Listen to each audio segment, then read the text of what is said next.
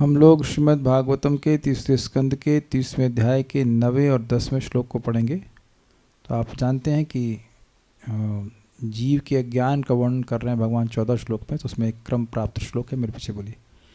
गृहेषु कूटधर्मेषु गृहेषु कूटधर्मेषु दुःखतन्त्रेष्वतन्द्रितः दुःखतन्त्रेष्वतन्द्रितः कुर्वन् दुःखप्रतीकारम् सुखवन्मन्यते गृही सुखवन्मन्यते गृही गृहेषु कूटधर्मेषु दुःखतन्त्रेष्वतन्द्रितः गृहेषु कूटधर्मेषु दुःखतन्त्रेष्वतन्द्रितः कुर्वन् दुःखप्रतीकारं दुःखवन्मन्यते गृही कुर्वन् दुःखप्रतीकारं सुखवन्मन्यते गृही गृहेषु कूटधर्मेषु दुःखतन्त्रेषु तन्द्रितः गृहेषु कूटधर्मेषु दुःखतन्त्रेष्वतन्द्रितः कुर्वन् दुःखप्रतीकारं सुखवन्मन्यते गृही कुर्वन् दुःखप्रतीकारं सुखवन्मन्यते गृही गृहेषु कूटधर्मेषु दुःखतन्त्रेष्वतन्द्रितः गृहेषु कूटधर्मेषु दुःखतन्त्रेष्वतन्द्रितः कुर्वन् दुःखप्रतीकारं सुखवन्मन्यते गृही कुर्वन् दुःखप्रतीकारं सुखवन्मन्यते गृही। आसक्त गृहस्थ कूटनीति तथा राजनीति से पूर्ण अपने पारिवारिक जीवन में रहा आता है। वह सदैव दुखों का विस्तार करता हुआ और इंद्रिय तृप्ति के कार्यों से नियंत्रित होकर अपने सारे दुखों के फल को झेलने के लिए कर्म करता है। यदि वह इन दुखों को सफलतापूर्वक झेल लेता है तो वह अपने को सुखी मानता है। क्या सुख है? दुखों को झेल लिया तो वह सुख है। या कह लीजिए कि दुखों की किसी तरह से निवृत्ति कर ली, पार कर लिए, यस, तो वही सुख है। ये है सुख। तो एक शब्द विचार करते हैं। गृही मतलब है गृहस्थ, या एग्जैक्टली इस पे गृह मेधी बोला जा रहा है।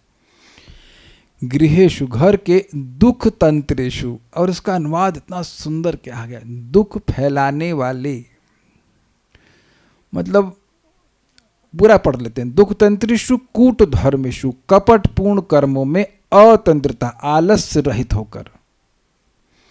मतलब जो कर्म कर रहा है उसके दो विशेषण हैं। एक कि वह दुख को फैलाने वाले हैं, और दूसरा है वो कपट पूर्ण, पॉलिटिक्स है उसमें। अब कहीं घर गृहस्थी में कहाँ पॉलिटिक्स होती है? आजकल तो भाई भाई में भी पॉलिटिक्स होती है। अच्छा, एक बात है, जैसे मैं ये बोला तो तुरंत सब लोग हाँ हाँ करने लगे। मतलब ऐसा नहीं था कि मुझे कुछ समझाने की जरूरत पड़े। हाँ, दैट इज़ वेरी नाइस। कम से कम एक श्लोक तो है जो मुझे समझाने की जरूरत नहीं पड़ी। नॉर्मली हम समझाते हैं तो लगता है ऐसे कोई रिएक्शन, क्या आप बोल रहे हैं, लेकिन यहाँ तो कोई कठिनाई नहीं है। अभी वेदवादिनी के हम लोग घर गए थे तो वहाँ उनके पास में कोई हैं, उनके 3 भाई 4 भाई कितने हैं, 2 या 3 होंगे। तो उसमें एक भाई ने अपनी मम्मी को अपनी तरफ कर लिया और सारी प्रॉपर्टी अपने नाम कर ली, नाम नहीं कर लिया, जो भी कुछ था बेच बाच के सारा पैसा अपने ले लिया। बाकी भाई सब बेचारे अब किराए पे रह रहे हैं। 3.5 करोड़ का वैसे मकान बेच दिया, सब अपने पास रख लिया। तो यह ना पॉलिटिक्स, भाई भाई की पॉलिटिक्स। एग्जाम्पल दे रहे, ऐसे तो मल्टीपल एग्जाम्पल है, क्या कहा जाए। कोर्ट इसीलिए परेशान है इसी चक्कर में, भाई भाई में झगड़ा चल रहा है। वैसे ये भागवत में भी है। क्या नाम था उनका? नाभाग जी थे ना, नाभाग जी। तो नाभाग जी ब्रह्मचारी रह गए, तो कुछ समय बाद वापस आए। तो अब भाइयों ने कहा कि देखो, पिता ही तुम्हारी संपत्ति है, बाकी संपत्ति हमारी। तो पिता ने कहा हम तुम्हारी संपत्ति नहीं है, ये तो झूठ बोल रहे हैं। जाओ जाकर के कहीं यज्ञ हो रहा है, शिव जी के कुछ है, कुछ अब भूल रहा हूँ, 9वें स्कंद में ऐसे आया है, वो सोना पड़ा है, वो तुमको दे देंगे, तुम वहाँ जाकर ले लो। तो पॉइंट क्या है कि इस तरह का धोखेबाजी चलती है। और देखिए शब्द कितना, दुख तंत्र, जैसे राजतंत्र। और उसमें देखिए इसमें और अच्छा अर्थ लिया गया है, राजतंत्र। तंत्र मतलब जो प्रधान है, तो राजतंत्र मतलब जिसमें राजा प्रधान है। क्लियर आ रहा है ना? बहुत अच्छा अर्थ लिया शुद्ध स्वामी ने। अच्छा, प्रजातंत्र मतलब जिसमें प्रजा प्रधान है। तो अब दुख तंत्र मतलब जिसमें दुख प्रधान है। देखिए ये अर्थ हमको और मजेदार लग रहा है कि उन सब कर्मों को कर रहा है जिसमें दुख प्रदान है। और कारण क्या है? इंद्र तृप्ति के लिए गए कोई भी कर्म दुख प्रदान होते हैं। काहे? क्योंकि संतुष्टि ही नहीं मिलती है। भाई जहाँ संतुष्टि नहीं मिली वहाँ सुख कैसे मिला? देखिए, जब अच्छा भोजन प्राप्त होता है और आपको भूख भी लगी हो तो तब उससे एकदम क्लियर समझ में आता है कैसे संतुष्टि होती है। हर कौर में व्यक्ति आहा करता है। आप लोग करते हो ना करते हैं, हम तो करते हैं। I am very hungry and get nice prasadam just like today, so nice. तो हर कौर पे उनको वाह वाह बहुत अच्छा, हम उनको बोले हमारे बाद में बनना भाई, हमको I need nice prasadam. So I just say it was blessing her in a sense कि भाई हमारे कर ब्लेसिंग में कुछ क्षमता है, लंबी उम्र जी है, अच्छा बनाइए प्रसाद। पर point is you feel satisfied. ये शास्त्र का वचन है, भोजन सुख है। लेकिन अब ये बताइए कि जितने भी गृहस्थ केवल भोजन के लिए, भोजन तो ध्यान ही नहीं है। अभी एक माता जी बताएं, शाम के चावल खाती हैं, अगले दिन सुबह खाने का कहाँ टाइम है। लोगों को बस इतना भागम भागी रहता है, जो सुख है भोजन का वह भी नहीं ग्रहण कर पाते। हम सच गलत तो नहीं बोल रहे, भागो भागो भागो भागो भागो और पूरा जीवन निकल जाता है। और यहाँ प्रॉपर्टी उस भाई ने ले ली, उसने पकड़ ली, ऐसे चक्कर रहते हैं। दुख तंत्र, दुख तंत्र मतलब दुख प्रधान, दुख प्रधान। This is very amazing, is very amazing. और कूट धर्म समझ में आ गया? देखिए, ये इसको और समझाता हूँ। इसमें लिखा है वित्त, मतलब श्रीधर स्वामी पास समझाते हैं, वित्त शाठ्यादि कर्म, धन के संबंध में व्यक्ति को बड़ा कपट करना पड़ता है। अपना बैंक बैलेंस किसी को नहीं बताओ, यहाँ इन्वेस्ट किया, यहाँ तक कि पत्नी तक को भी नहीं बताते हैं लोग। हम कहीं गलत नहीं बोल रहे हैं। कभी कभी पत्नी को भी नहीं पता होता है कि पत्नी ने कहाँ कहाँ इन्वेस्ट किया है, कितना बैंक बैलेंस है, कुछ भी नहीं, छुपा के रखते हैं। और अगर दोनों कमा रहे हैं तो दोनों एक दूसरे से छुपा के रखते हैं। नहीं तो ये खर्चा आएगा, तुम खर्चा करो अपने पास से, तुम अपने घर से खर्चा, ऐसा चल रहा है। और फिर वो जो इनकम टैक्स की रेट पड़ती है उससे बचाते हैं अपने आप को। तो वो कूट धर्म है कि नहीं? भाई धन आता है तो उसमें व्यक्ति चाहता है कम से कम टैक्स जाए ही नहीं, और उसमें फिर ब्लैक मनी। और तुम क्या व्याख्या और करें, लेकिन आप ये समझ रहे हैं कि धन को बचाने के लिए व्यक्ति को बहुत शाठ्य करना पड़ता है। शाठ्य मीन्स चीटिंग, उसी को कह रहे हैं कूट धर्म। उसमें अतंद्रता, उसमें तंद्रा नहीं है। तंद्रा समझते हैं आप? अरे भाई जो भागवत क्लास में आ जाती है उसे कहते हैं झपकी। वहाँ झपकी नहीं है। एक व्यक्ति को मिले तो उनका ये मणि नहीं होती जो नीलम आदि, उसका बिजनेस था, तो रात की 3 बजे तक गिनते। हमने अगर किस लोगों को दे दीजिए अपना, सुबह उठ के भजन कर। नहीं भाई, दूसरे पे कैसे दे देंगे? एक एक मणि जो है 18,000 रुपये की, 20,000 रुपये कहते, खुद गिनना होता है। तो गिन रहा है कि नहीं व्यक्ति, तो उसे कहते हैं अतंद्रा। आप लोग कभी सोचे कि पूरी रात जप करेंगे, यहाँ चिंतामणि गिननी है? हम भी नहीं सोचे कभी, तो संकल्प ही नहीं, डर जाते हैं रात भर करेंगे तो सुबह कैसे उठेंगे, क्या होगा। तो अब आप देख सकते हैं इन सब कार्यों में अतंद्रता। एक अमेजिंग बात है, कितनी अमेजिंग बात है। जो दुख प्रधान कर्म है उसको तंद्रा रहित कर रहा है, और जो सुख प्रधान है वहां तंद्रा। तंद्रा क्या? वहां तो पूरा निद्रा ही, वहां तो मतलब जाने का कोई व्यक्ति को अवकाश ही नहीं कि भागवत में जाए या भगवान के नाम उच्चारण करे। न, आप लोग भक्त हो, लेकिन सामान्यतः लोगों की बात हो रही है, वो लोग नहीं करते हैं। तो यहाँ कहने कि ये एक बहुत सुंदर एक प्रकार का कटाक्ष, जो दुख का तंत्र है, जो दुख प्रधान कर्म है, जो कपट प्रधान कर्म है, उनमें अतंत्रता, बिल्कुल आलस रहित होकर दुख प्रतिकारम कुर्वन्, दुख का निवारण करता हुआ। कितना अमेजिंग कॉन्ट्रडिक्शन है। जो कर्म दुख प्रधान है वो दुख को जन्म देंगे कि नहीं? तो कर्म ऐसे कर रहा है जो स्वयं ही दुख का जन्म देने वाले हैं, और उसके बाद उस जो कर्म उस जो खुद के कर्म दुख की उत्पादन किए, अब उनको वो काट देता है तो सुखी हो जाता है। कुछ समझे बात आप? जैसे एग्जाम्पल लीजिए कि मीठा खाने में, एक एग्जाम्पल ले, मीठा खाने में बड़ी रुचि है भाई इसको, अब खारा खारा खारा, बाद में डायबिटीज हो गया, तो डायबिटीज को मैनेज कर लिया उसने, तो कह रहे हाँ बड़े सुखी हो गए। ये एग्जाम्पल दे रहा हूँ। बाकी कितने कितने गलत काम व्यक्ति करता है, शराब पीता है, कुछ बहुत सारे कार्य करता है, तो वो सब दुख के कर्म है। जैसे मान लीजिए ये पैसा कमाना, पैसा तो बिल्कुल देखिए आसानी से कमा लेते हैं जीवन में, कोई दिक्कत नहीं होती पैसा कमाने में, कोई रिएक्शन नहीं आप लोगों की तरफ से। तो पैसा कमाने में कितना परिश्रम है, कितना दुख है। उसके बाद अब कुछ बच्चे ले गए, कुछ पत्नी ले गई, कुछ बच्चे तो बहुत जल्दी, मतलब अगर बच्चे बिगड़े हुए हैं तो वो बिगाड़ देते हैं, they are suppose to do that, मतलब वो करते ही हैं। और उसके बाद पत्नी ने मान लो कुछ खर्चा कर दिया, कुछ बहनों ने खर्चा ले लिया, कुछ इधर कर लिया उधर कर लिया, सब पैसा बर्बाद हो गया, तो और दुख हुआ। तो किसी तरह उसको बचा लिया, तो उसका दुख का जो प्रतिकार उसने कर लिया, उसमें अपने को सुखवत मान्यते, सुखी नहीं मान रहा है, अपने को सुख की भांति अनुभव करता हुआ मानता है कि हम सुखी हो गए। उतना दुख नहीं मिला जितना कि मिलना चाहिए था। ये बात देखिए, ये सारे डिस्कशन से होता क्या है, हम लोग, मैं ये नहीं कह सकता कि हम में से जो इतने भक्त उपलब्ध हैं यहाँ पर, वो कौन से ब्रैकेट में आते हैं, कौन सा श्लोक किस पर अप्लाई करता है, ये वो अपने पे व्यक्ति समझ ले। लेकिन घृणा तो होती कि ऐसा जीवन गर्हित है, ऐसा जीवन अच्छा नहीं है। आप देखिए कि कभी पॉलिटिक्स से डील करना हो ना, तो ऐसे लोगों से संबंध आप स्थापित कर ही नहीं सकते, इट्स वेरी डिफिकल्ट। मैं करना मित्रों से डिस्कस कर रहा था, प्रभु जी मंदिर में मेरे अंडर में थे, मतलब इन सेंस हायर कर ली, कभी नहीं सोचे कि हम प्रभु जी की सीट हटा, मतलब मेरी सीट को हटा करके वो इंचार्ज बन जाए, कभी नहीं सोचे। ये we had a very loving relationship. और मेरे जो सुपीरियर थे सनक सनातन, बुला लीजिए उनको कि हम कभी सोचे हो। देखिए आपस में मतभेद हो जाता है कि ये कार्य ऐसे होना चाहिए, दैट हुआ है, कई बार हुआ, दैट इज इंटेलिजेंस ऑल्सो। ये नहीं कि उनको भी पसंद नहीं आता, यस सर उनको पसंद नहीं आता था, लेकिन ये कभी नहीं हुआ कि प्रभु जी को हटा करके हम उनको, हमारे दुश्मन हैं ये है। आज भी प्रभु जी मदद करते हैं, वेदवादिनी जानती हैं, आज भी प्रभु जी मदद करते हैं। कि हमको घर ढूंढना था तो खुद जाकर देख रहे हैं अच्छा है नहीं है, what, why has to do that, why has to spend any time. But मैंने प्रैक्टिकल देखा, आप लोग का भी अनुभव होगा कि आपके कोई रिश्तेदार है जो तिकड़मबाज होता है नहीं आप लोग कैसे हैं, आपके वैसे, अच्छा ठीक है, तो यू फील वेरी, वो घर में आके उसे चाय पिला, मतलब मट्ठा पिलाने का भी मन नहीं करता है ना, यू नो दैट वो आज ये मुख से कुछ बोल रहा है, अंदर से कुछ और चल रहा है उसका। Very difficult to deal with, very difficult. मतलब कहना not being on the same page से कहना चाहिए, मन उसका कहीं, वो आपसे बोल रहा है कि हमको फ़ायदा कराएंगे, ये कराएंगे, वो कराएंगे, लेकिन पीछे कुछ और चल रहा है उसके। तो इस तरह का आचरण बहुत होता है सामान्य जीवन में, और वो केवल दुख का ही कारण बनता है। They should be very transparent relationships, वो बहुत सुखी, बहुत अच्छा होता है। समझ रहे हैं बात?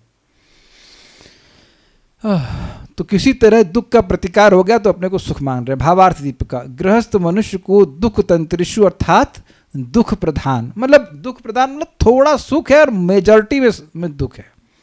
तथा कूटः अर्थात वित्त शाठ्य शाठ्य आदि से युक्त धर्मों का पालन करना पड़ता है। ये समझे, वित्त शाठ्य समझाया था ना आपको, पैसा छुपा रहा है, चीटिंग कर रहा है, ऐसे करके हम आपको बहुत फायदा देने वाले हैं, उसके बाद सब आपका पैसा छीन ले।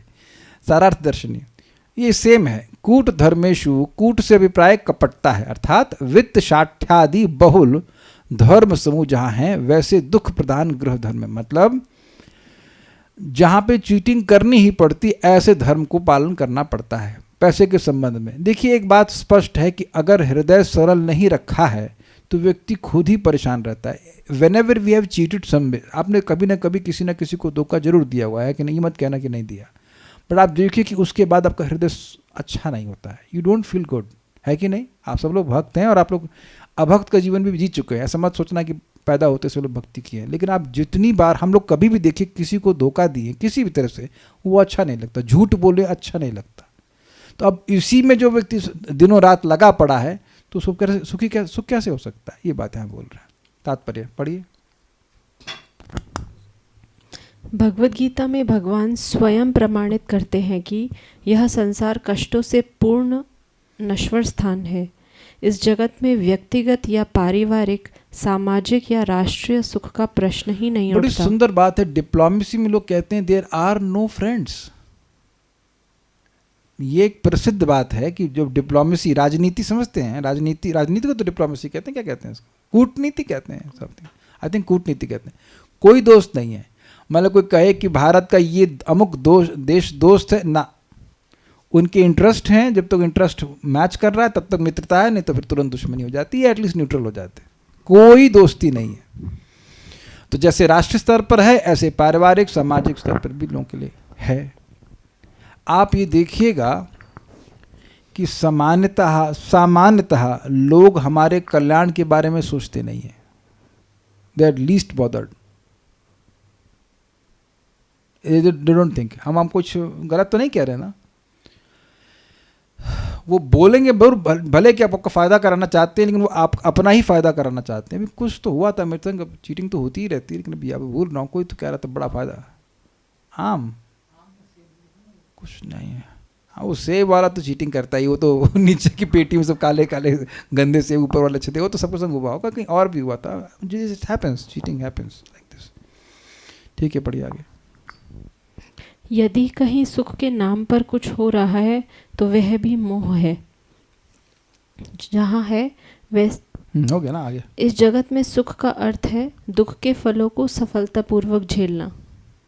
यह जगत ऐसा बनाया गया है कि जब तक कोई चतुर कूटनीतिज्ञ न हो उसका जीवन असफल रहता है। कभी किसी सीधे व्यक्ति को ये बोला गया है कि अरे तुम जियोगे कैसे, कुछ तेज बनो? वेदवाद ने आपको कभी किसी ने कहा ऐसा? चुप है, इनको बहुत लोगों ने कहा है कि अरे थोड़ा तेज बनो, तेज बनो। कैसे जियोगी, कैसे जी गई अब तक आप? How are your life? लोग तुमको खा जाएंगे, ऐसे बोला आपको, they will eat you up. परम पूज्य रोमपाद महाराज भी बहुत नम्र और सिंपल हम्बल से भक्त हैं, तो जब ब्रह्मचारी थे तो उनको भी भक्त लोग बोलते थे अरे तुम जियोगे कैसे भाई, इतने नम्र कैसे रखे, how will you survive? But Krishna protects. ऐसा नहीं कि हमेशा हमको चीटिंग ही करने की जरूरत है। बहुत लोगों ने कहा है आपको, अच्छा तो कैसे जी, आप लिखने के लिए कैसे जिंदा हैं यहाँ पर? You survive, Krishna mercy. पढ़िए। मानव समाज की बात छोड़ दें, निम्न पशुओं, पक्षियों तथा मधुमक्खियों का समाज तक भोजन, शयन तथा संभोग की शारीरिक आवश्यकताएं चतुराई से पूरी कर लेते हैं। हाँ, ये बड़ा मजेदार है। एक ये घर में देखा होगा कि चीनी कोई ला कर आप रख दिए, तो अगर बेटे को बोलेंगे बेटा जाकर जब चीनी लेके आओ, वो नहीं ढूंढ पाएगा। और चींटी, कभी अपना आश्चर्य सोचा कभी इस तरह से, कितनी चतुर होती है वो। आप खुद रख के भूल जाएंगे, फिर आप देखेंगे चींटियाँ क्यों आ रही हैं, फिर लगता है यहाँ पे कुछ मीठा है, और हो सकता है कि आप मीठा रख के भूल गए हों, लेकिन उनको खुशबू आ जाती है, वो निकाल लेती है। हम लोग के घर में देखा हमने, इधर चींटियाँ घर बनाई थी, यहाँ बंद किया तो जाकर बिजली के बॉक्स के अंदर घर बना लिया। अब वहाँ कहाँ बंद करोगे, तो करंट लग जाएगा। दैट्स हाउ पॉइंट इज कि प्रभुपाद इसको समझाते हैं स्वयं एवं नित्य सिद्ध ज्ञान, नित्य सिद्ध भक्ति सुना होगा ना आपने, नित्य सिद्ध कृष्ण भक्ति साधु को बुनाए। लेकिन प्रभुपाद समझाते हैं मटेरियल लाइफ कंटेक्स्ट में नित्य सिद्ध ज्ञान पैदा होते ही बिना किसी ट्रेनिंग के टाइम के अनुसार जीव को आहार निद्रा आदि का ज्ञान प्राप्त होने लगता है ना, अमेजिंग चीज। लेकिन इनका ज्ञान देते हैं भगवान, लेकिन आत्मज्ञान नहीं देते। उसके लिए गुरु के पास जाना पड़ता है, वैष्णव की संगति करनी पड़ती है। तो प्रभुपाद अपने कमेंट क्या कह रहे हैं? कमेंट ये है प्रभुपाद जी का कि तुम चतुर होकर के आहार निद्रा आदि कर रहे हो तो तुम पशुओं से श्रेष्ठ नहीं हो गए हो, वह भी कर लेते हैं। आपने कभी देखा है छिपकली को शिकार करते हुए? अरे एकदम स्टिल हो जाएगी, ऐसा लग रहा है मूर्ति है। और वो कीड़े बाबू वो अपने अग्नि की तरफ देख रहे हैं, उनको मतलब ही नहीं कि इधर एकदम पास होती है। Have you seen that? अभी बारिश के समय आप देखिएगा, बल्ब जल रहा होगा, कीड़े वहाँ कीड़े बल्ब की तरफ जा रहे हैं, वो एकदम, और जनरली वो बल्ब के पीछे रहती है ताकि वो देख ना सके, उनका ध्यान केवल रोशनी की तरफ है। ब्रह्म ज्योति, और ते में गप सा खा लेती है, और ऐसे खा के से अंदर ले लेगी, लगता है इससे भूख कुछ हुआ ही नहीं है, नथिंग। कोई केस करे तो कुछ पता ही नहीं। So you have seen that? या फिर सर्प खा रहा है मेढकों को, कितना तेजी से सब होता है। तो कहने का मतलब है कि कोई खाने पीने में बहुत तेज हो गया तो ये खाली पाश्विक ज्ञान की वृद्धि, बहुत इंटेलिजेंट नहीं हो गए, ये बात बोली जा रही है। ठीक है। मानव समाज में राष्ट्रीय स्तर पर या व्यक्तिगत स्तर पर स्पर्धा चलती है और इसमें सफल होने के प्रयास में सारा मानव समाज कूटनीति से भर जाता है। किंतु हमें स्मरण रखना चाहिए कि सारी, बताइए, जब हम लोग मध्यम अधिकार की बात कर रहे हैं तो वहाँ कोई कूटनीति है और नहीं है? तो निशा माता जी समझाएंगे कैसे नहीं है। नहीं समझा पाए तो काले कृष्ण बताएं, क्या मध्यम अधिकार में कुछ कूटनीति है? नहीं है, ऑब्वियसली उत्तर नहीं है, लेकिन क्यों नहीं है जरा बताइए। माइक दीजिए इनको। चल भी रहा है माइक? ओहो, चल गया। क्योंकि जो जिस लेवल का है हम उसके संग वैसे ही व्यवहार कर रहे हैं, तो कूटनीति का क्वेश्चन नहीं होता। कितना अच्छा उत्तर दे, सबको समझ में आ गया ना। हमको मत समझाइए, ऐसे समझाइए, बच्चों को समझाइए कि मध्यम अधिकार क्या, अपने बच्चों को समझाइए। ये लोग बेचारे बचपन से मध्यम अधिकारी बन जाए। जो आध्यात्मिक लेवल में हमसे उच्च हम उनको सम्मान देते हैं, तो फिर उसमें कूटनीति का क्वेश्चन नहीं होता। Yes, we are not hiding, और वो सच्चा सम्मान होता है। ऐसा नहीं कि वो डिप्लोमेटिक सम्मान होता है ना, वो वाला नहीं। वेरी गुड, आगे। और फिर जो हमारे आध्यात्मिक स्तर में हमारे समान है उनसे मैत्री करते हैं। यस, और उस समय हृदय देखिए कितना सॉफ्ट है। आप दोनों जगह देखते जाइए, जब भी हम कूटनीति मतलब चीटिंग वाला व्यवहार करते हैं तो क्या उस समय हृदय सॉफ्ट होता है? आप देखिए उस समय हृदय में एक अलग फीलिंग्स होती है। कैन इमीडिएटली अंडरस्टैंड जब हम किसी श्रेष्ठ व्यक्ति से मिलते हैं और हृदय में सहज हमारे उनके प्रति सम्मान की भावना होती है, हृदय को देखिए कितना सॉफ्ट होता है ना। और उसके बाद जब समान मित्र वाले मित्र मिलता है, उसे मित्रता करते हैं, मैत्रीपूर्ण व्यवहार करते हैं, तब हृदय को देखिए। और तीसरा क्या था? तीसरा जो हमसे आध्यात्मिक लेवल में कम है, कनिष्ठ, उनकी हम दया करते हैं, उन पर दया करते हैं। तो इधर भी आप देख रहे हैं कि कोई कपट नहीं है। तो ये प्रैक्टिकल समझना है कि ऐसा अगर आचरण कहीं हो रहा है तो व्यक्ति को ऐसे समाज में रहना चाहिए, इतना विवेक हमें रखना चाहिए। Is it okay? अगर हम चीटिंग वाले समाज में रहेंगे तो फिर हमारे पास भी वही गुण आ जाएंगे। तो आप कहेंगे प्रभु जी नौकरी करना है, ये करना है, वहाँ तो ठीक है, वहाँ पर आप मूर्ख नहीं बनिए। ओके, ये कोई को मूर्ख बना ले, चीटिंग कर ले, ऐसा नहीं है। बट अपने हृदय को उधर नहीं देना होता है। ये क्या कह सकते हैं, क्लोज डीलिंग्स करते हैं ना। आपके को इसमें क्या समझ पा, I am able to express this. कुछ हृदय से उनको उनसे कनेक्ट नहीं करना, व्यवहारिक व्यवहार कर लेना, बस खत्म। बट कूटनीति आचरण नहीं होना चाहिए। ठीक है, पढ़िए आगे।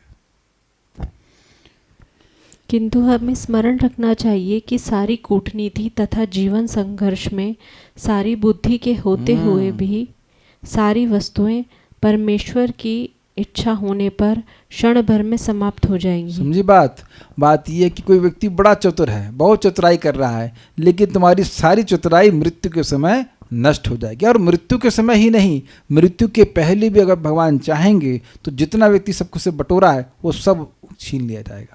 ये बात यहाँ पे कह रहा है। ठीक है। फलतः इस संसार में सुखी बनने के हमारे सारे प्रयास माया द्वारा प्रदत्त छल मात्र हैं। ये बात समझ में आई आपको? देखिए, कोई एप्पल दिया गया और वो प्लास्टिक का है, तो उसका कोई भी स्वरूप हो, ये चलिए मैंगो के हमको टाइप्स याद हैं, जैसे चौसा, दशहरी, लंगड़ा, अल्फांसो, 4 याद आ गए, और चारों के चारों प्लास्टिक के हैं, और आपसे दाम लिया जा रहा है असली वाले मैंगो का, तो चीटिंग होगा कि नहीं? उसी प्रकार से माया हमको आहार, निद्रा, भय आदि और बहुत विभिन्न के जो विभिन्न वैरायटीज है उसके द्वारा प्रलोभन देती है कि तुम इसके द्वारा संतुष्ट हो जाओगे। और सबका अनुभव है कि हमने हजारों बार ट्राई कर चुके हैं इस जीवन में, और लाखों करोड़ों बार, अरबों बार तो पिछले जन्मों में ट्राई कर चुके, संतुष्टि कभी प्राप्त नहीं हुई। यही बात प्रपात हम समझा रहे हैं। ठीक है, तो ऐसे प्रयासों से व्यक्ति को बचने का प्रयास करना चाहिए। आगे देखते हैं। अर्थैरापादितैर्गुर्व्याम् हिंसेतस्ततश्च तान् हिंसयेतस्ततश्च तान्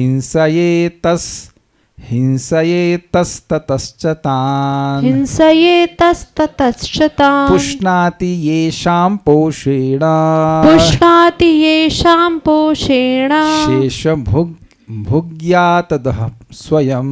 शेषभुग्यातदः स्वयं अर्थैरापादितैर्गुर्व्याम् हिंसयेतस्ततश्च तान् पुष्णाति येषां पोषेण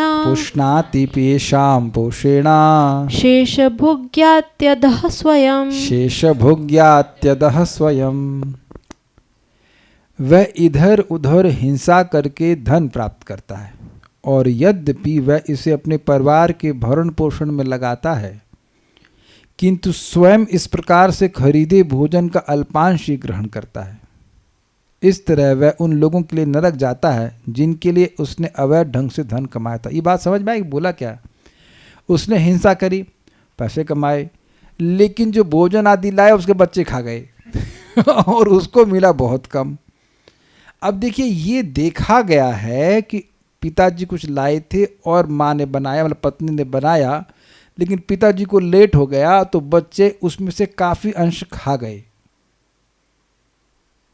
और पिताजी को कम मिला। यहाँ तक कि मम्मी डांटती भी हैं कि अरे पिताजी के लिए कुछ छोड़ देते लेकिन पिताजी को मिला कम। कहीं हम कुछ गलत बोल दिए तो हाथ आप रेस कीजिएगा कि ऐसा कभी नहीं हुआ आपके घर में, या जब बच्चे थे तो आपने नहीं खाया और फिर पिताजी सुकून करके रह जाए, कोई बात नहीं, बच्चे हैं, बच्चे ने खा लिया, क्या दिक्कत है।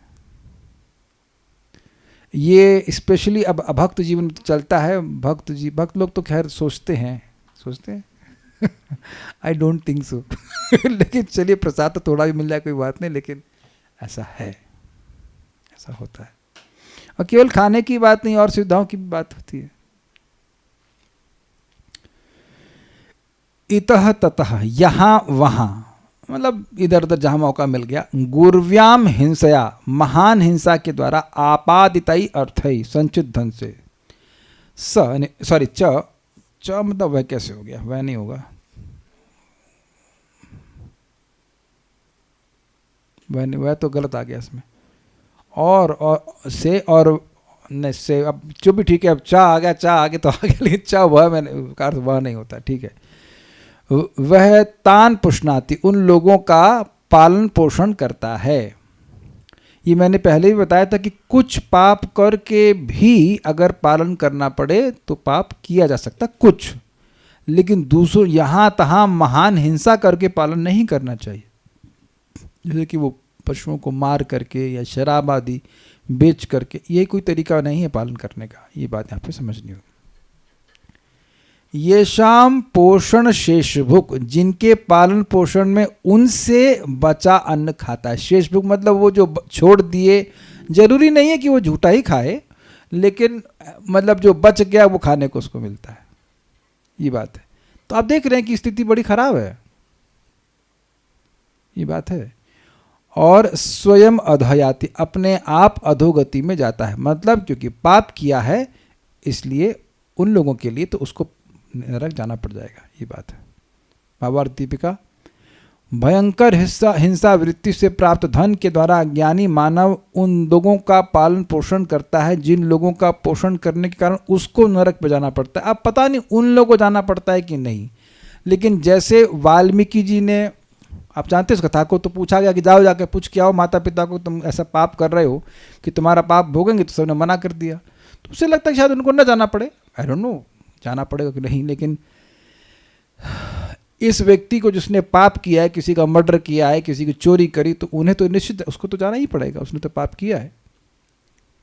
और वहाँ वो ये नहीं कह सकता है कि मैं अपने परिवार के पोषण के लिए किया हूँ तो ये मेरा धर्म है। फिर यमराज जी अपना धर्म निभाते हैं, उनको पीट पाट के ख़त्म करते हैं। ये बात थोड़ा समझने वाली होती है। देखिए, इसको दूसरे एंगल से देखिए आप। जीव शाश्वत है, उसने कई जन्म लिए हैं। अब इस जन्म में भगवान का भजन करके नहीं, चलो भगवान के पास एकदम पहुंच पाए, लेकिन कम से कम नरक तो मत जाओ, थोड़ा भगवान की तरफ आगे खिसको।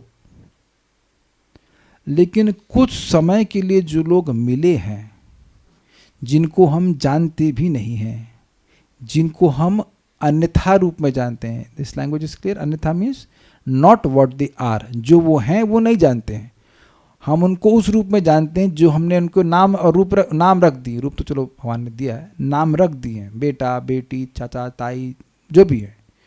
और जिन लोगों को नहीं जानते हैं, जो हमारे हैं नहीं वास्तविक रूप से, उनके लिए पाप करना क्या ये सही है? ये विचारनीय बात। जिनको हम जानते नहीं हैं उनके लिए पाप करके नरक में भोगना क्या जरूरत है? क्या ही जरूरत है? और अब वो तो हमारी सहायता नहीं करने के लिए आएंगे, यहां पे भी नहीं और नरक में भी नहीं। Is that sinking? और देखिए, परिवार को समान रूप से चलाने में पाप करने की जरूरत नहीं होती है, लेकिन जब आवश्यकताएं बढ़ा लेते हैं तब पाप करना पड़ता है। स्वीकार्य है ये बात?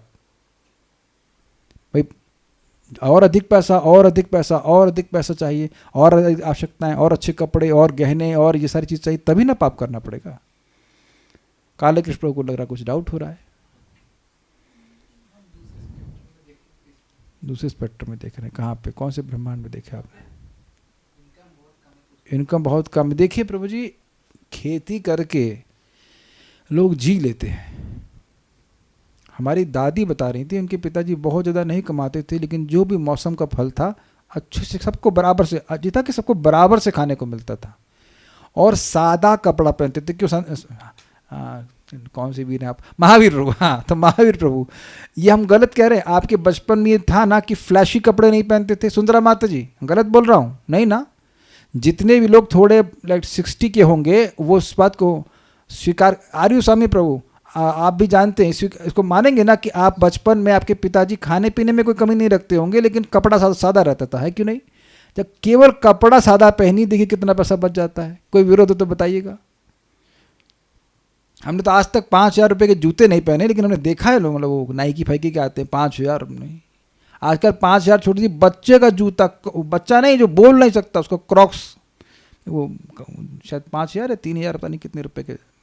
अब बच्चा क्या समझेगा उसके लिए? आज भी आप जान रहे हैं कि खाना महंगा नहीं है, तुलनात्मक रूप से अगर आप देखें तो उतना महंगा नहीं जितना कि कपड़ा। अब वो तो हम लोग तो सादा कपड़ा पहनते हैं, लेकिन अगर आप देखो कि आज जो लोग, मतलब आप सर्वे कीजिए कितना महंगा महंगा लोग कपड़ा खरीदते हैं, है क्यों नहीं? तब से महंगा महंगा जीवन अपनाएंगे तो फिर पाप करना ही पड़ेगा। तो ये सब बातें, पाप का मतलब ये भी है, ऐसे आजकल गवर्नमेंट जॉब में है तो वो क्या कहते हैं उसको, कमीशन, घूस, ये सब लेते रहते हैं under the table. Yes, all this things. वो पाप की कमाई है, ऊपर की कमाई नहीं है, वो पाप की कमाई रहती है।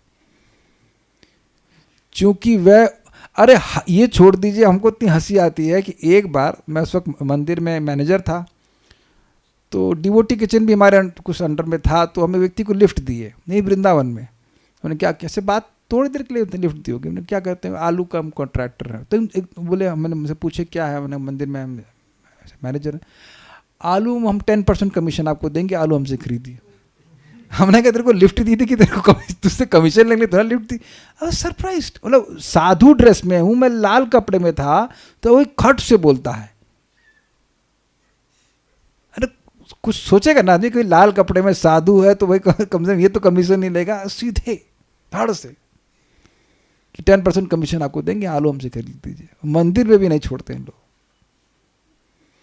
तो लोग करते होंगे कुछ, हमको नहीं पता क्या करते हैं, बट ये जो चीज़ थॉट में हमारे आती नहीं, उसको हमारे लिए समझना तो प्रोसेस करना बहुत डिफिकल्ट था। It is very difficult for me to digest. ये नहीं करना चाहिए, क्योंकि वह उन लोगों के भोगों से बची हुई वस्तु को भोग करता है, अतः उसका भोग भी मिलना दुर्लभ है। मज़ेदार बात समझे, बात यह है कि चलो पाप करता तो उसे खाने पीने को मिलता तो मज़ा आता, लेकिन उसको एंड में दिया जाता है। वो पाप करके रात में 11 बजे लौटेगा तो बचा बचा जो खाना होगा उसे खाने को मिल जाएगा। अच्छा माल तो सब खा जाएंगे पहले से ही। ये बात यहाँ बोल रहे हैं। सारार्थ दर्शनी बिल्कुल सिमिलर है, लेकिन क्योंकि है तो इसलिए रख दिया हूँ। शेष भुक मतलब परिजन वर्ग के का, हाँ, परिजन वर्ग के भोजन का जो अवशिष्ट बचा रहता है, जो बचा कुचा रहता है, उसी को स्वयं आहार करता है। इससे उस ग्रहासक्त व्यक्ति का भोग भी दुर्लभ है, ये अर्थ है। अब प्रश्न ये है कि भाई क्यों ग्रह में आ सकते हैं? माया है इसलिए। तात्पर्य, एक बंगाली कहावत है, जिस व्यक्ति के लिए, देखिए हम दोनों लोग मर चुके इसलिए हमको बताते हैं, हम लोग बड़ी हंसी आती थी। हमारे दादाजी, उनका एक हाथ नहीं था दायां, सोचिए कितना मुश्किल होगा खाना बनाने में। दादी पूरा महीना खाना नहीं बनाती थी, 25 दिन। लेकिन जब पेंशन आने का टाइम होता था तो दादी बहुत अच्छा खाना बनाती थी। तो हर महीने जस्ट लेट्स से कि 26, 25, 27 तारीख से खाना बनाना शुरू। और इससे अमेजिंग कि हर महीने हमारे बाबा जी बिल्कुल बेवकूफ़ बन जाते थे, और फिर पेंशन आती थी, फिर पैसा उनको दे दिया करते थे, और उसके बाद फिर लड़ाई कर लेती थी, मतलब फिर ट्रूस हो जाता था, मतलब ट्रूस ब्रेक हो जाता था, संधि ब्रेक। 5 तारीख से लेकर फिर 26 तारीख तक फिर अपने लेफ्ट हैंड चक के लिए रोटी बना रहे, सब्जी बना रहे। क्या आदमी यार, समझ ही नहीं रहा है कि प्रेम नहीं कर रही है। जब पत्नी खाना भी नहीं बना रही है और जबकि बना सकती है, तो उसको क्या पैसे देना बताइए? I have seen with my eyes भाई, ऐसा आप कैसे कह सकते कि नहीं होता? और बातें हैं जो हम और बता नहीं सकते, but this is something regular phenomenon. आसक्त रहता है व्यक्ति। तात्पर्य, एक बंगाली कहावत है, जिस व्यक्ति के लिए मैंने चोरी की वही मुझे चोर कहता है। ये क्या कहावत है जरा बताइए? बांग्ला दिन मजा आएगा सुनने। बांग्ला में क्या है भाई, जरा सुनिए, सुनाइए बांग्ला में। যার জন্য कोरी चुरी सही वाला चोर। अच्छा, तो वो सिंपल था, जार जो ने कोरी, जिसके लिए चोरी करी वही उनको चोर। तो ऐसा लगा आपने बंगला में अनुवाद कर दिया कुछ। अच्छा, सही है जी। इसका मतलब क्या है? जिसके लिए मेहनत कर रहे हैं वही कहता है कि तुम हमारे लिए कुछ करते नहीं है, ये सब है, ये कहना चाहते हैं ना। जिन पारिवारिक सदस्यों के लिए मनुष्य अनेक पाप कर्म करता है वे उससे कभी प्रसन्न नहीं रहते। ये बहुत बढ़िया बात है। This is very nice, this is super nice. इस जगत में आप नहीं विश्वास हो रहा तो करके देख लीजिएगा, और बहुत लोगों को तो विश्वास हो जाएगा कि आप मर जाइए उनके लिए, मतलब एकदम अधमरे हो जाइए काम करते करते, और उसके बाद भी कहेंगे कि तुमने हमारे लिए किया ही क्या है। यही फॉर्मूला, ये इतना श्लोक याद किया उन्होंने, तुमने हमारे लिए किया ही क्या है। और बातें बोलते हैं जो हम क्लास में नहीं बोल सकते, और इतना तो ये नॉर्मल है कि तुमने हमारे लिए किया ही क्या है। महाराज बड़ा अच्छा बोलते हैं, हाँ यही गलती कर दी कि तुमको जन्म दे दिया। तो जन्म दिया है, मनुष्य जीवन दिया है, ये कोई कम उपकार है? अब तुम उससे कुछ काम की चीज़ किए नहीं, वो तुम्हारी रिस्पॉन्सिबिलिटी है, लेकिन बहुत बड़ी बात है कि नहीं, देह दे दिया, ये बहुत बड़ी बात है। देह देना आसान है, कितना कष्ट होता है माँ को, और पैदा किया और उसके बाद बड़ा किया, सब कुछ किया, लेकिन लोग इतनी धृष्टता में ऐसा बोलते हैं, ये बात है। मोहवश अनुरक्त व्यक्ति ऐसे पारिवारिक सदस्यों की सेवा करता है, किंतु इनकी सेवा से उसे जीवन की नारकीय अवस्था में प्रवेश करना होता है। और एक और भी कारण से, एक तो पाप कर रहा है, दूसरा इस सेवा के चक्कर में भगवान को नेग्लेक्ट कर रहा है। ये देख रहे हैं कि नहीं देख रहे हैं? भगवान को नेग्लेक्ट कर रहा है, ना भगवान को भोग अर्पण हो रहा है, ना भगवान का नाम जप हो रहा है। ये कोई दुनिया का गृहस्थ नहीं कह सकता है कि उसके पास एक माला करने का भी टाइम नहीं है, क्योंकि उससे कहीं ज़्यादा वो टाइम बर्बाद करता है। लौट क्या करके, एक माता जी बता रहे थे उनके पति 10:30 बजे रात में आते, फिर 12 बजे तक उनसे ऑफिस की बात करते ना कीर्तन।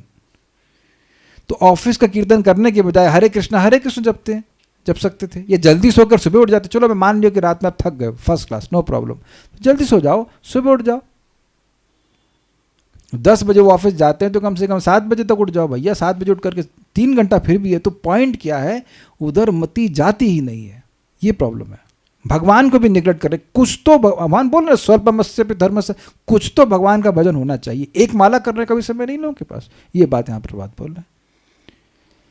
उदाहरणार्थ, कोई चोर अपने परिवार के पालन हेतु कोई वस्तु चुराता है, किंतु पकड़ा वही जाता है और बंदी बना लिया जाता है। यही सार है इस जगत का और समाज मैत्री तथा प्रेम के प्रति आसक्ति का। मतलब ये समझ गए होंगे, समाज के लिए व्यक्ति कुछ कर रहा है लेकिन उसको ही दंड भोगना पड़ता है। यद्यपि एक आसक्त पारिवारिक व्यक्ति अपने परिवार के भरण पोषण के लिए किसी न किसी तरह से धन कमाने में लगा रहता है, किंतु वह उतने से अधिक का भोग नहीं कर पाता जितना कि ऐसे पाप कर्म किए बिना वह करता। क्या बोले?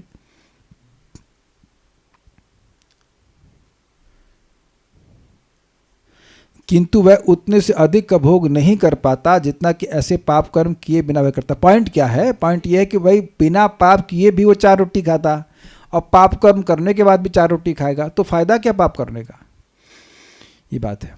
8 अंश या 1 पाव खाने वाले मनुष्य को लंबे परिवार का पालन करना होता है और इसके लिए धन कमाना होता है, किंतु उसे पेट भर खाने से अधिक कुछ नहीं मिलता, और कभी कभी तो उसे परिवार के झूठन पर ही निर्भर रहना पड़ता है, मतलब जो बच गया रहता है।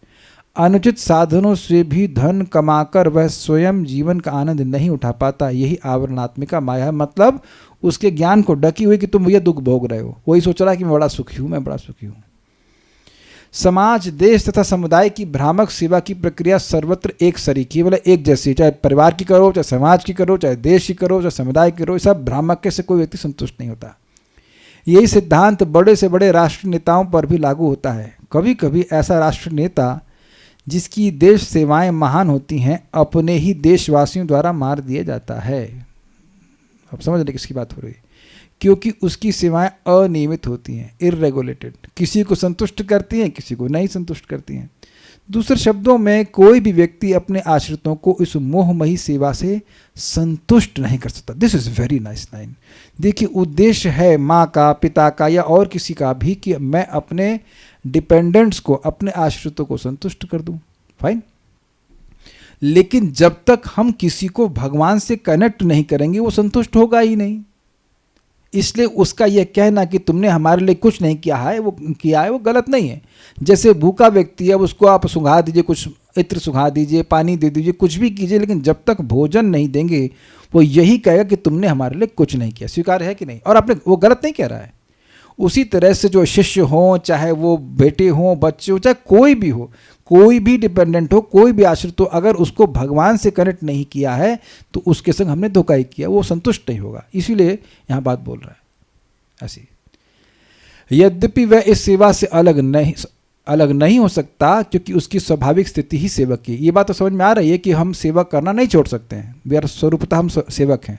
स्वाभाविक दृष्टि से जीव परमेश्वर का अंश है, किंतु वह भूल जाता है कि उसे परम पुरुष की सेवा करनी है और वह अपना ध्यान अन्यों की सेवा की ओर मोड़ देता है। यह माया कहलाती है। अन्यों की सेवा करते हुए झूठे ही अपने को स्वामी मान बैठता है। बड़ा मजेदार है। हमारे गुरु भाई बता रहे थे, सच्ची घटना है। एक व्यक्ति अपनी पत्नी और पत्नी की बहन, उसकी साली थी, उसके संग ट्रेन में बैठा, प्रभु जी बैठे हुए थे। तो पत्नी ने कहा थोड़ा समोसा लेके आओ, तो समोसा लेके आ गया। थोड़ी देर बाद बोला कि साली साहब को कुछ चाहिए होगा, उनको दाल मुठ लेके आओ, दाल मुठ लेके आ गए। फिर ये लेके आओ, फिर वो लेके आओ, फिर वो लेके, लगातार एक के बाद एक डिमांड होती है।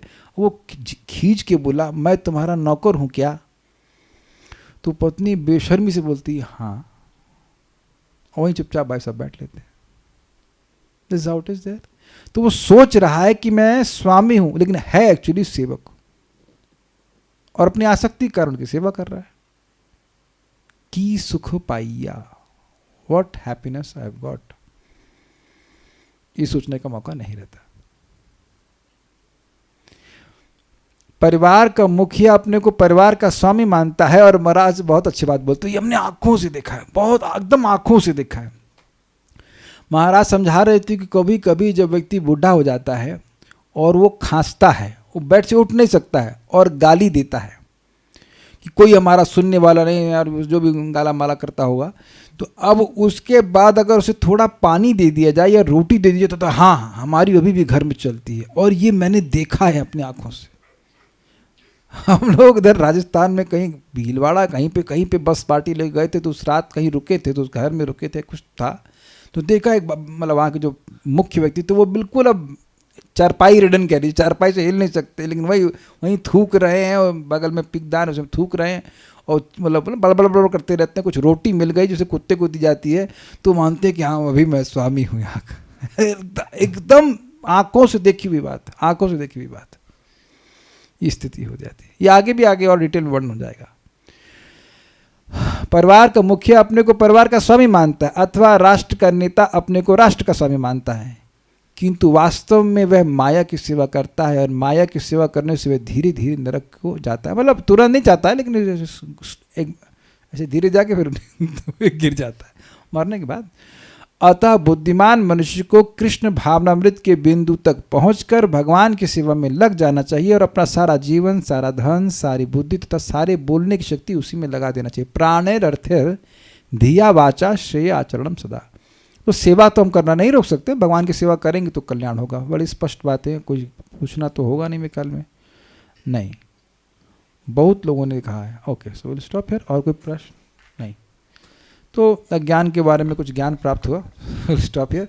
श्रीमद् भागवतम की जय, श्रील प्रभुपाद की जय, निताई गौर प्रेमानंद। कुछ मैसेज आया था, मैं देखा नहीं, क्या डिलीट कर दिया क्या?